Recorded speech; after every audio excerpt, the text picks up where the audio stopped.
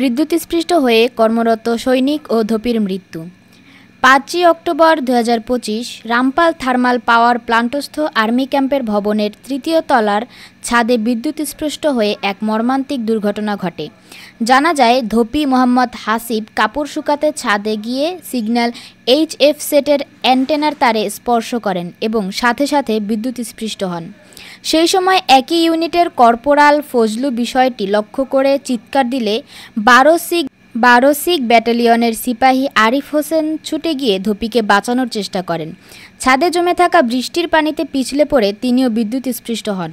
তাৎক্ষণিকভাবে প্রধান বিদ্যুৎ সংযোগ বন্ধ করে উভয়কে রামপাল পাওয়ার প্লান্ট হাসপাতাল এবং পরবর্তীতে খুলনা মেডিকেল কলেজ হাসপাতালে পাঠানো হয়।